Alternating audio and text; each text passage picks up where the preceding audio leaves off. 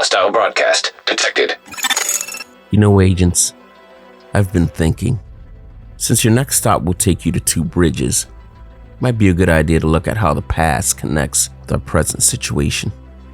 And since we're digging up skeletons, I may as well look at my own archives for a bit of context.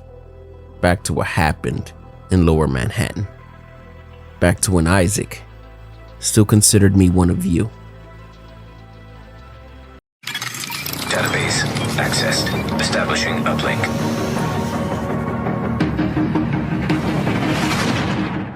While we were busy with rescuing Chernenko at Coney Island, Keener was busy too.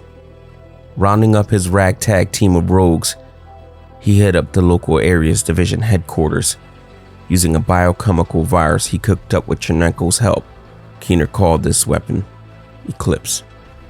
Those of you that flew in with Kelso from DC got a first-hand look at the damage done at City Hall. And shortly after landing, you'd meet up with Faye, Benitez, and Rhodes, bouncing around the idea to allow the division to use Haven as a base of operations.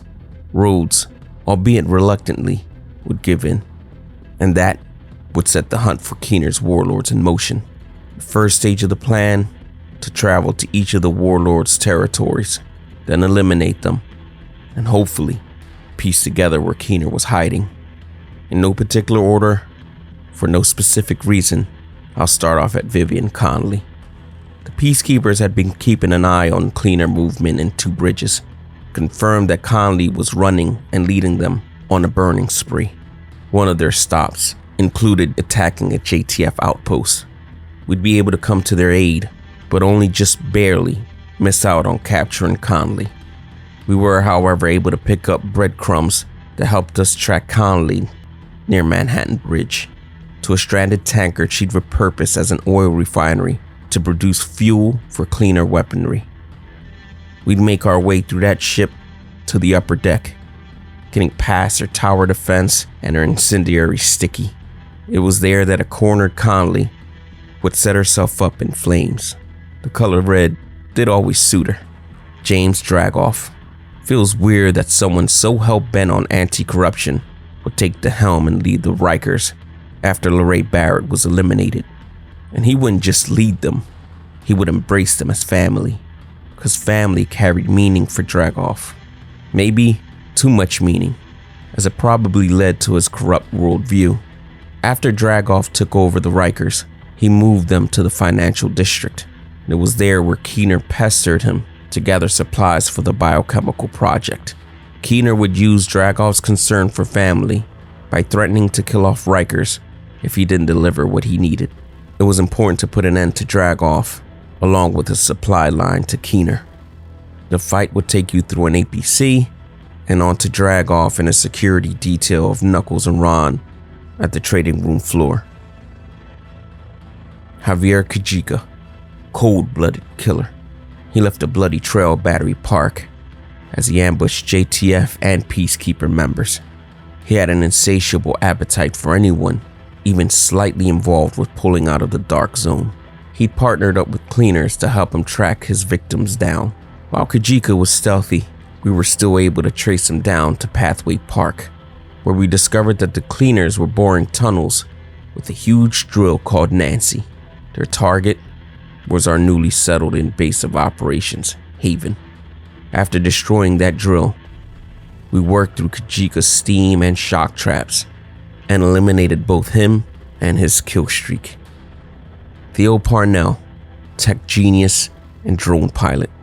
And it was one of those drones that the Peacekeepers shot down and Paul Rhodes used to ping Theo's location to an abandoned prison known as the Tombs. As we were closing in, Theo would throw out some party tricks like shock traps, decoys, and some attack drones to help him buy time to wipe his servers. And while Rhodes worked on assessing any backup servers, we'd work our way through Judge's courtroom, a Riker-heavy task with guarding Theo. After that, we'd have to sift through a bunch of hologram clones to get to the real Parnell. With the Warlords down, Keener was next. Vanguard would be at Liberty Island. Kelso decided to meet us at the ferry terminal so she could take the trip with us, but Black Tusk were there, destroying the ferries to keep everyone else from reaching the island. Still, we were able to secure a ferry, set off, and survive a hovercraft attack. The following steps took us through warhounds, marauder drones, and for those of you familiar with dark hours, also a razorback. Upon reaching our destination, we saw the culmination of Keener's madness. Missile aimed at Manhattan, armed with an Eclipse payload. Keener's attempt to hit the reset button, to undo the work the peacekeepers had undertook, and to practically erase all that we'd done to restore order. It was a pleasure to see Keener take his last breath. I just wish we pulled his red watch a little sooner. We thought his twisted concept of social order would end with him, but we'd only be getting started. We've got a new rogue agent cell to take down. Okay, that's enough dwelling on the past for now. Although it might be nice to cover some of my old concerns about the division. You'll have enough old bones to dig up and play with in your search for Kelso. If you happen to find any juicy ones, just throw them Bronson's way. I'll be watching, agents.